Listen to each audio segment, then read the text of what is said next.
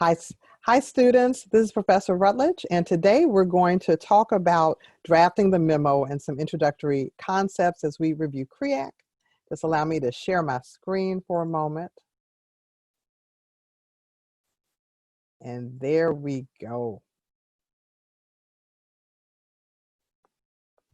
So the first slide, which you guys should have, because I always upload my slide decks onto Canvas, are just words of wisdom from students who have taken the class before. I invite you to read them because they did really well, and I asked them if they had any tips for other students. So when we begin writing, many times we just assume that people who read our words are glued to the text, right? And that they just can't wait to read the next page and nothing else is going on in their life. That's not really true. Legal readers are very busy. They are frequently multitasking. They're exhausted. They have 100 things on their plate, a deposition, a hearing, trial. And so legal writing is structured in a way to accommodate busy, multitasking legal readers. So when you start writing in CREAC, part of it is going to feel very redundant to you, but I want you to know that that's intentional to help you organize your analysis. So legal writing is challenging because you're writing for a hostile audience. Lawyers and judges are very skeptical. It's not enough to say the sky is blue, you have to prove it. Organization is everything.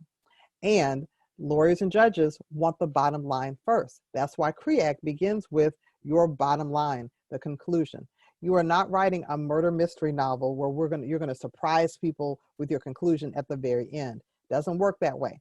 They want the bottom line first. IRAC is a very important legal proof to help you structure that analysis in a way that will be most effective. So I have two very short clips on writing for your busy reader. Let's start with Judge Posner.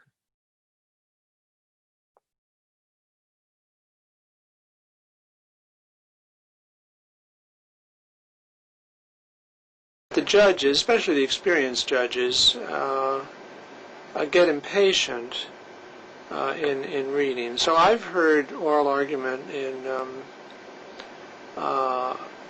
approximately 5,000 cases. I've been a judge for 24 years. So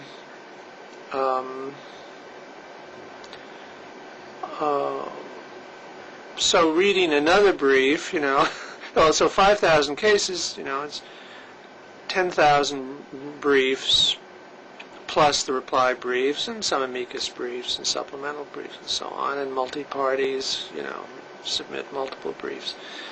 So after you've read, say, 15,000 briefs, you're not, you lack a certain freshness when you turn to the next brief. And if it's, 50 pages long, and it's very redundant and stuff you've seen before, then it's hard to keep one's attention focused. So that's why I think when you're a new judge, you're happy to read these things very carefully. But the more experienced you are, the more impatient you get. All right, so that's Judge Posner. Let's see what Justice Thomas has to say about good writing and busy lawyers. Justice Thomas, thank you very much for agreeing to this interview. Oh, thank you. I wanted to ask you, first of all, what do you admire in a prose style? Simplicity and clarity. Why is it so hard to achieve? I think it requires a lot of rounds of editing. And, in our chambers for opinions, we have fairly intense rounds of edit. And I think you've got to have the discipline to go through a number of intense rounds, and the humility. Why humility? Because if you have a favorite sentence or a favorite paragraph, tendencies to develop a proprietary interest in it. And you'd like to keep it. Boy, didn't I say that really well? And start admiring your handiwork. And I think sometimes you got to learn how to cut that stuff out. Are you familiar with the phrase "murder your darlings"? The things you're really fond of in your prose? Well, I'm not familiar with that phrase, but I know the concept, that if you really like it, then you X that one out first and move on, because sometimes you keep those just because they're there. In the last term, your opinions were markedly shorter than anybody else's on the court. Is that something you work to do in these revisions to cut unnecessary passages? You know, I didn't know they were shorter because I've written some long ones too, particularly early on. And a lot of that was, as you come on, you think things through. And so you have to cover a lot of ground.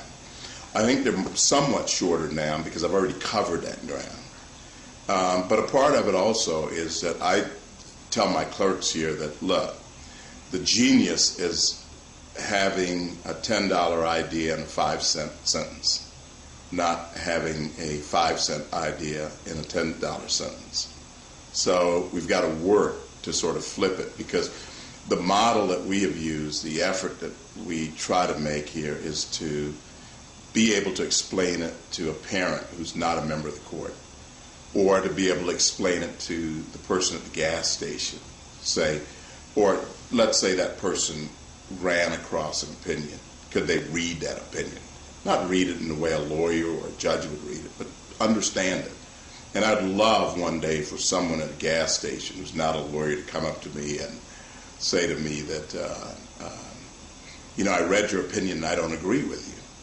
Wouldn't that be wonderful? And it's not a lawyer. I read your opinion. I understood it. I don't agree with you, but thanks for making it accessible.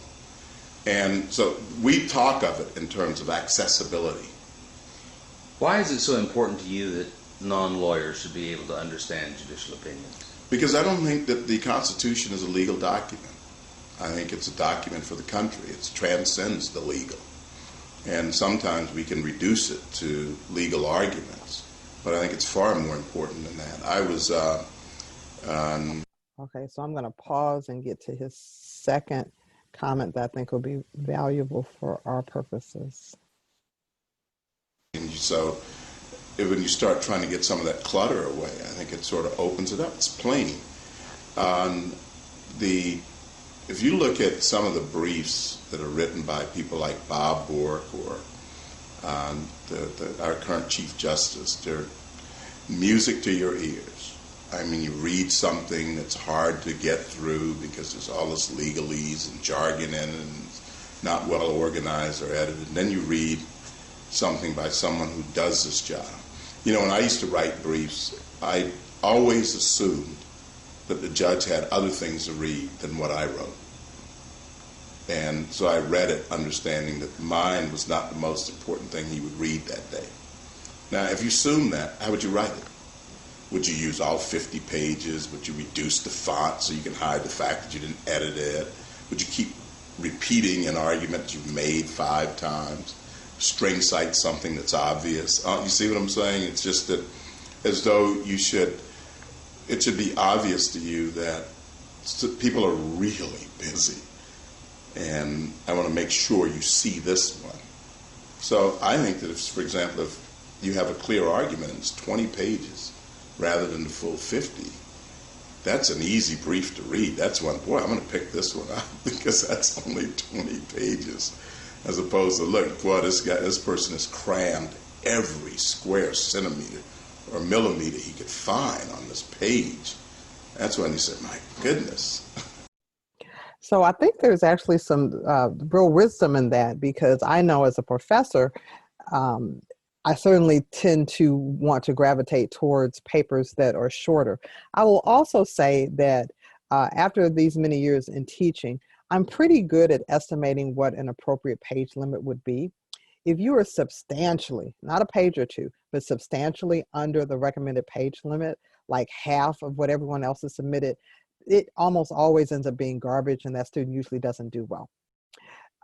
Good, thorough analysis is going to take some pages, but at the same time, if you get a problem or client and you are trying to just squeeze in way too much, you need to ask yourself, did you spend time editing properly? And are you really focusing on the most important arguments? So let's take a moment to think of our audience. I'm going to pause this just a moment. Okay, in terms of our audience, you need to be concerned about writing for your audience in all writing, but especially in legal writing, because legal readers have certain expectations in terms of how the document is supposed to be structured and so forth. Pleadings look the same way. So once you've seen a pleading, you know what they look like. Once you've seen discovery requests, you know what it looks like. Once you've seen a brief or a memo, you know what it looks like. When you don't meet those reader expectations, things just don't go well. Not only do the documents have to look a certain way, but the information needs to be presented in the particular order, which leads us to IRAC and CREAC. First, I want to give you an analogy to a sandwich.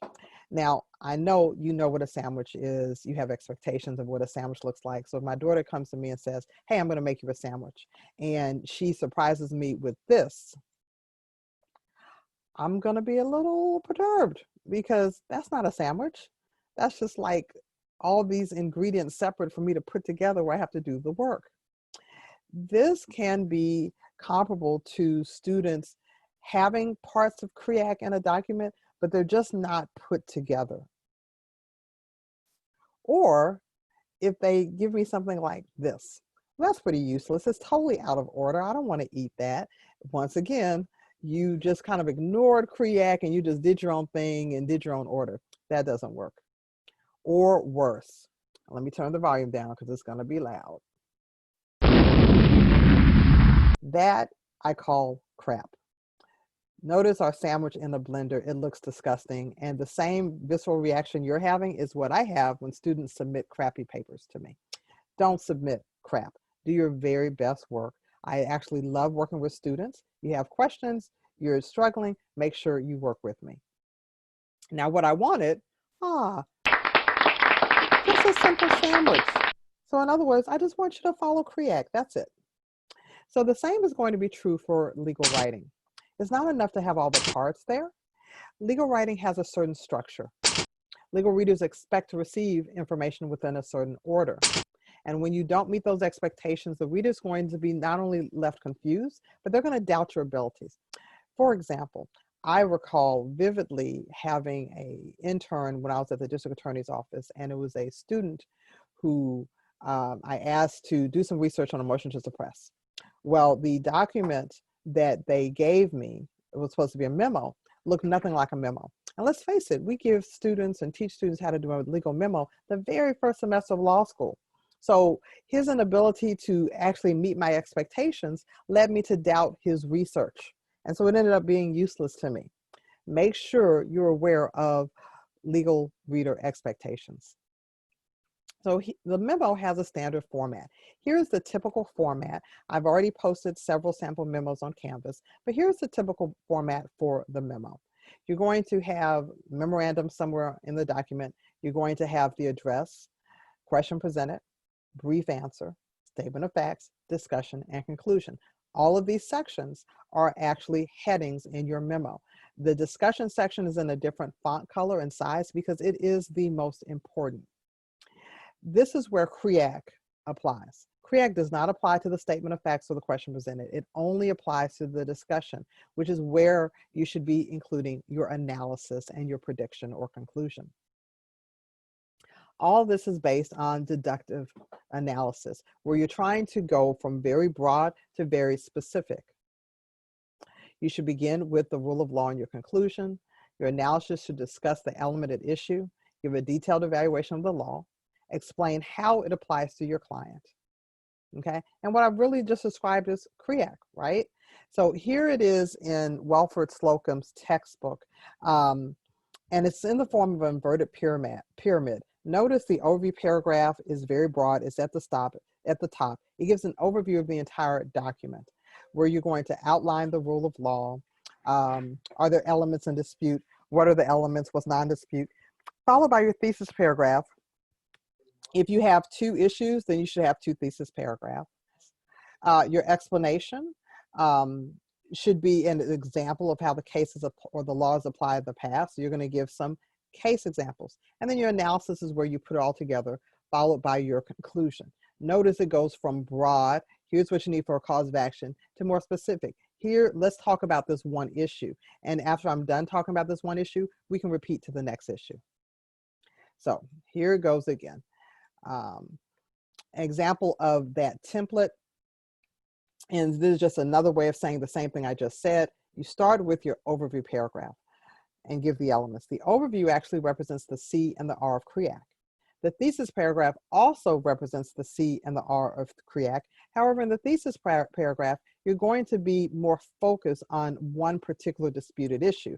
So your conclusion is going to be different. It's going to be more focused. Your conclusion on your overview is going to be more broad, right? Your rules in the overview paragraph is going to cover the entire cause of action. Your rule in the thesis paragraph is going to focus just on one disputed element. Okay, so when you think thesis paragraph, we're really thinking of more micro-organization. Followed by your rule explanation, the E of CREAC, where we're just giving some cases as an example. We're going to talk about that further. And the rule application, your analysis, where you're comparing, distinguishing cases. And then you just restate your conclusion to transition all over again. Here's the section view. I have my overview paragraph, which represents the CNR, my thesis paragraph for the very first issue, CNR again, my rule explanation section for the first issue, that's my E. Now, I may have a couple of cases or one case. Notice this is already not a clear CREAC, right? It's CR-CRE, it may be CR-CREE, right? Followed by my rule application section for that first issue, okay? So I have CR-CRE, and it can also be EA-EA. So there is fluidity in CREAC. It's going to make more sense, although it's also going to be more challenging when you're actually doing the writing instead of just listening to me do it. I would also really recommend that you spend some quality times with the samples I've provided. Once you have finished that first issue, you're ready for the second issue. The second issue deserves its own thesis paragraph because you're informing the reader about the law as it relates to that one issue. Then the E of CREAC, then the AC. So that's the organization. The overview is where you set the stage to discuss the law. It's a broad roadmap. We've talked about roadmaps already, but just as a reminder, what are the elements? Outline the law. What are the rule components? Here's your checklist. Global conclusion, that's your C of CREAC. The rule, what is it? Is it a statute? Stated. Elements, what are all the elements of the cause of action? Which elements are non-issues? They're just not in dispute, or they're so easily resolvable, you can talk about them in a sentence. What are we actually fighting over? What are the issues in dispute? That's how the overview paragraph serves as a good roadmap, because it helps focus the reader on what the real battle is going to be. And then your thesis paragraph is more micro-organization. It focuses on a single element at a time. If you have a memo with 3 disputed issues, I would anticipate that you would have 3 individual thesis paragraphs. They would not be stacked on top of each other, however. They would be dispersed within the memo. Just think almost like chapters. All right, so just as a quick review on CREAC, conclusion, rule, rule explanation, rule application, conclusion again. So our next talks, we're going to talk about just the rule explanation section. We're going to talk about just the rule application section, and we're going to talk about the other parts of the memo. I hope this was helpful for you. If you have any questions at all, please let me know.